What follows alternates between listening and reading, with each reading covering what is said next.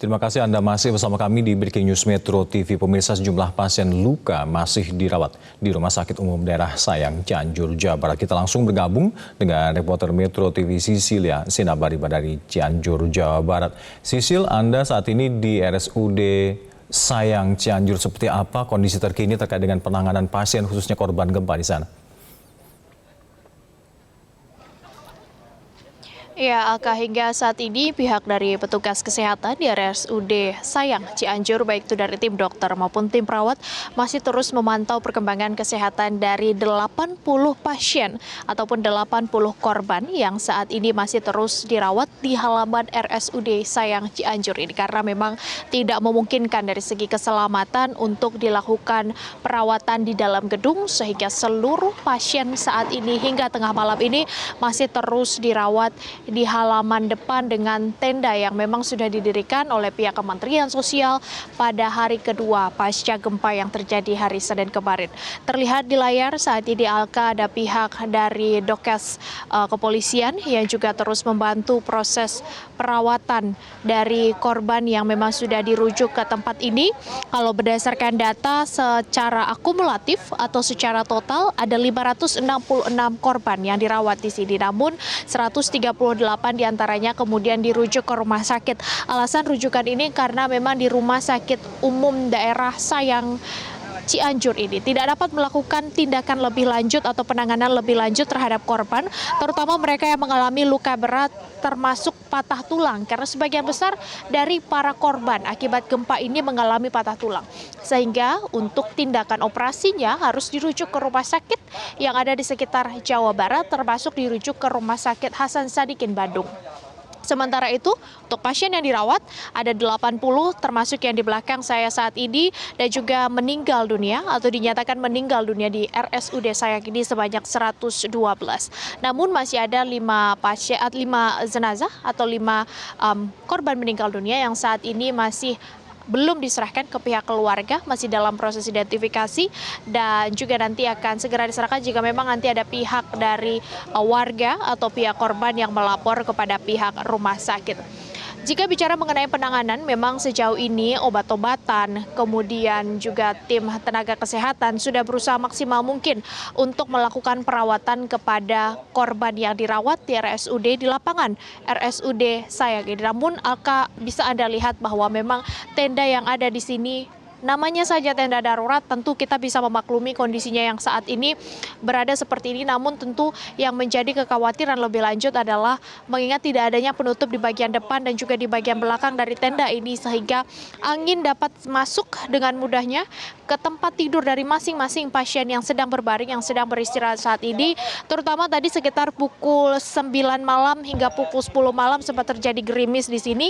Namun tidak terlalu berpengaruh memang kepada korban yang ada di sini. Namun tentu harus diharapkan nantinya akan ada tindakan lebih lanjut untuk mengantisipasi terjadinya hujan yang jauh lebih deras atau lebih lebat dibandingkan dengan malam ini. Selain korban yang saat ini dirawat, yang menjadi perhatian lebih lanjut adalah korban yang menjaga keluarganya yang dirawat di sini. Artinya mereka juga menjadi korban, namun harus menjaga keluarga mereka yang dirawat di sini karena bisa dilihat juga mereka harus tidur seadanya sambil menjaga keluarga mereka. Ditambah juga mereka harus memikirkan bagaimana kondisi rumah mereka, sehingga tidak hanya yang dirawat saja yang perlu mendapatkan perhatian, namun juga pengungsi yang harus merawat keluarga mereka di sini agar tidak ada korban-korban lainnya atau tidak terjadi penambahan pasien untuk saat ini, Alka. Iya, Sisi, lalu bagaimana terkait dengan rencana esok terkait dengan pencarian atau mungkin evakuasi? Alka, sebenarnya hingga malam ini tim SAR masih terus melakukan pencarian korban, terutama korban yang mengalami atau yang masih diduga tertimbun reruntuhan akibat dari gempa yang terjadi pada hari Senin kemarin. Salah satu daerah yang saat ini masih terus dilakukan pencarian adalah di Kecamatan Cugenang, karena ini merupakan satu kecamatan yang terparah. Sebenarnya total ada 12 kecamatan yang terdampak akibat gempa di Cianjur ini. Namun Kecamatan Cugenang ini menjadi salah satu kecamatan yang memiliki dampak terparah. Ada sejumlah desa di sana yang terdampak longsor, salah satunya Desa Nagrak, sehingga pihak dari tim SAR ataupun Basarnas masih terus melakukan pencarian hingga malam ini. Karena setidaknya waktu 3 hari ini sebenarnya menjadi waktu krusial untuk bisa menentukan apakah nanti korban tersebut ada kemungkinan selamat atau tidak, terutama yang tertimpa dari reruntuhan. Untuk rencana evakuasi besok Alka akan dimulai pada pukul 7 pagi oleh tim SAR gabungan, baik itu dari Basarnas, kemudian dari BNPB, BPBD, TNI, pihak kepolisian masih terus akan melakukan pencarian mulai besok pagi. Akan diawali dengan apel pada pukul 7 di Pendopo Bupati dan nanti akan dilakukan evaluasi setiap harinya pada malam hari sekitar pukul 7 malam. Namun untuk pembaharuan informasi kepada publik dan juga kepada keluarga dari korban yang terdampak akan disampaikan setiap pukul 5 sore oleh tim gabungan, termasuk tadi sore juga sudah disampaikan mengenai update informasi per hari ini.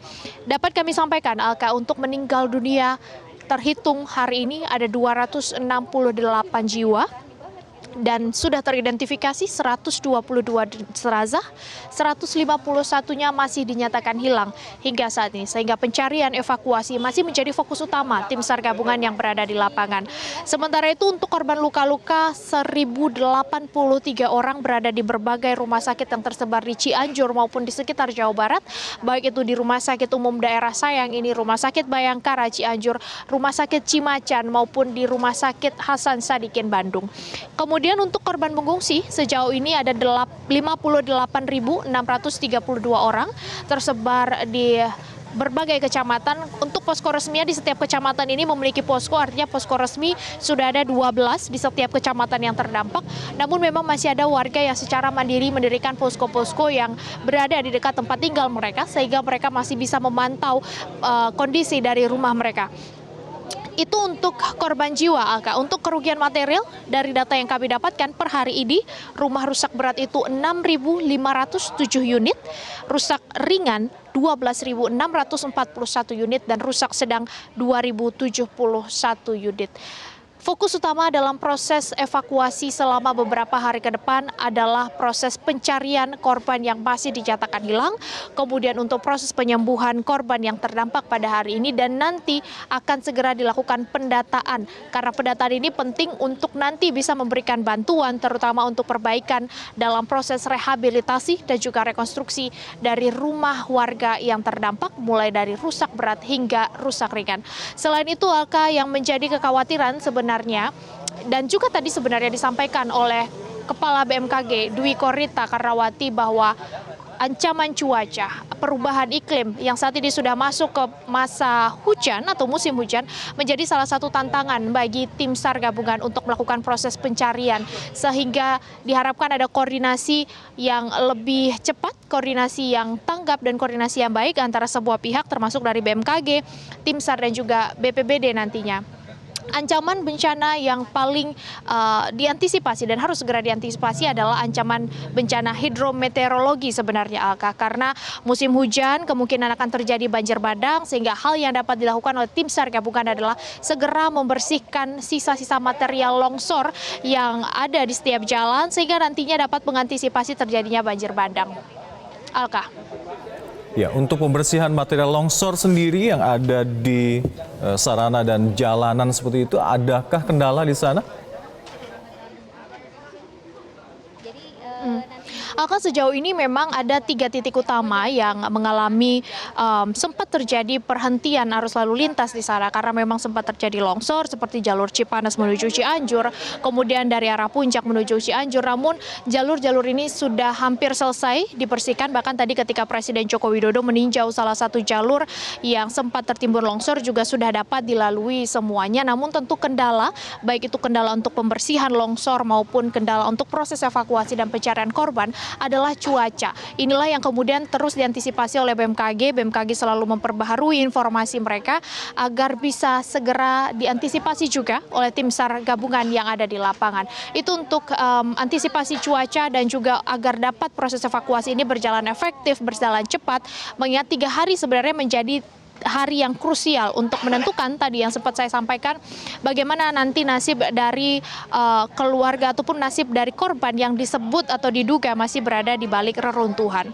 Namun jika kita melihat sepanjang hari ini Alka, kami dapat menyampaikan bahwa memang masih terjadi cukup banyak gempa susulan untuk sepanjang hari ini berdasarkan laporan dari Dwi Korita, Kepala BMKG, 140 kali gempa susulan, namun memang intensitasnya cukup kecil, berkisar dengan magnitudo 1,2 sampai dengan 4,2 magnitudo, dan jika melihat prediksi dari BMKG ini sampai 4 hari ke depan mungkin masih akan ada gempa susulan namun dengan intensitas yang kecil, sehingga diharapkan nanti setelah 4 hari berlalu atau sampai hari Kamis nanti gempa sudah menurun dan sudah tidak ada lagi gempa susulan. Demikian Alka. Ya, Sisil, namun selama Anda di sana saat ini, khususnya hari ini, pantauan cuaca seperti apa di sana? Ya, untuk pantauan cuaca dari pagi hingga siang sekitar pukul 3 sampai dengan 4 sore masih terpantau cerah Alka, sehingga ini memang mendukung proses evakuasi dan juga pencarian korban. Terlihat memang ada peningkatan jumlah yang signifikan dari data yang kami terima dari BNPB pada hari ini. Yang sebelumnya disebut ada 162 korban, kemudian meningkat secara signifikan meninggal dunia 268 korban, dan tentu ini membuat kita sedih semuanya karena angkanya yang cukup besar terus bertambah. Belum lagi masih adanya angka lainnya yang kemudian akan bertambah karena masih ada 151 yang meninggal dunia. Namun tentu cuaca pada hari ini cukup mendukung, namun ketika memasuki jam 5 sore, masuk jam 6 sore, cuaca mulai mendung, kemudian angin yang cukup kencang terjadi di sekitar wilayah Cianjur ini, dan tadi sekitar pukul 8 sampai dengan pukul 9 malam kami memantau terutama di RSUD ini sempat terjadi gerimis sedikit Alka, namun untuk tengah malam hari ini cuaca sudah kembali normal, angin juga sudah tidak terlalu kencang dan terlihat malam ini juga cukup cerah, tidak ada lagi gerimis, dan semoga cuaca ini terus cuaca yang cukup bagus ini terus terjadi sampai besok, sampai lusa, sehingga proses evakuasi dapat berjalan lancar dan korban yang saat ini berada di tenda-tenda ini juga tidak terganggu istirahatnya, dan kemudian mereka bisa pulih lebih cepat, bisa kembali lebih cepat, dan bisa hilang traumanya dalam waktu cepat. Alka. Sisil, kita menyoroti terkait dengan bagaimana para korban ini terkait tadi paparan Anda juga ada yang secara swadaya mendirikan posko-posko pengungsian sendiri semacam itu. Ada di beberapa titik kah ini? Alka, sebenarnya untuk posko-posko mandiri ini tersebar di 12 titik, di 12 kecamatan. Masing-masing kecamatan tentu memiliki desa-desa. Tujuan warga sebenarnya untuk mendirikan posko-posko ini agar mereka dapat lebih mudah untuk memantau rumah mereka, untuk memantau bagaimana kondisi di sekitar rumah mereka. Namun warga yang sudah tidak memiliki rumah sama sekali atau warga yang rumahnya sudah hancur sama sekali dan berada di titik-titik yang berbahaya dan rawan longsor seperti di Desa Nagrak, mereka memilih untuk langsung menuju ke posko utama. Posko utama ini didirikan di setiap kecamatan. Ada 12 posko utama yang sudah disiapkan, namun untuk distribusi bantuan dan juga penyerahan bantuan, baik itu dari pihak swasta maupun dari pihak pemerintah maupun secara swadaya dari masyarakat, berpusat di posko yang ada di pendopo Bupati Cianjur, sehingga semua proses pengumpulan dari bantuan dan juga distribusinya ke posko-posko utama dan juga posko-posko swadaya yang dilakukan oleh masyarakat atau didirikan sendiri oleh masyarakat dilakukan atau berpusat di pendopo. Ini menjadi posko utama, sehingga warga yang berada nanti di posko-posko kecil itu juga terdapat atau juga mendapatkan bantuan. Meskipun sampai saat ini kami masih mendapatkan informasi, Alka, ada beberapa warga, ada beberapa titik yang belum mendapatkan bantuan.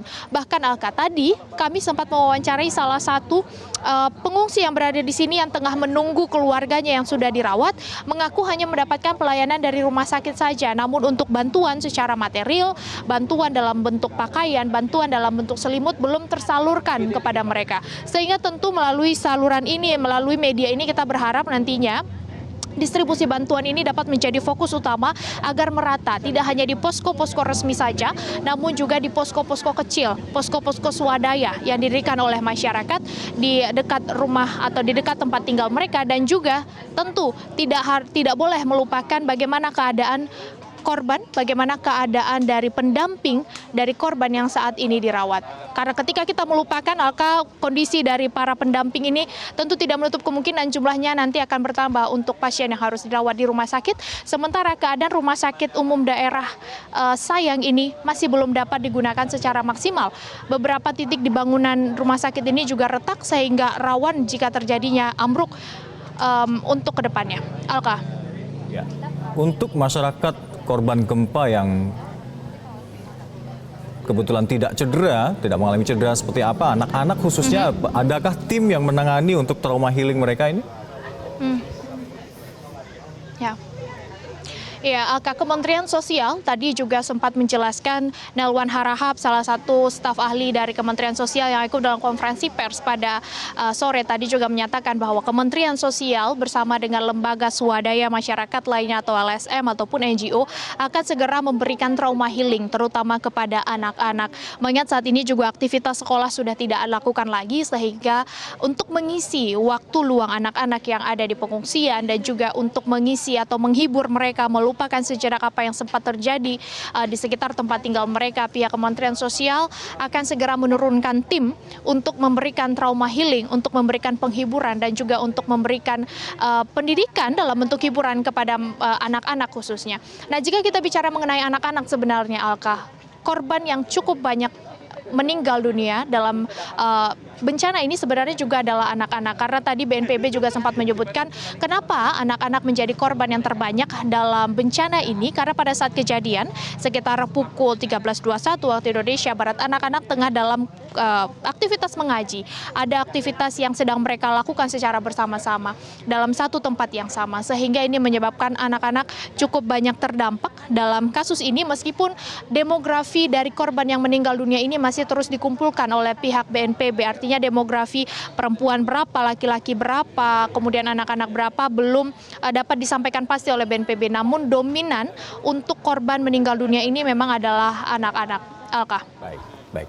Terima kasih laporan Anda Sisilia Sinabariba melakukan langsung dari Cianjur, Jawa Barat. Selamat bertugas kembali, jaga kesehatan selalu.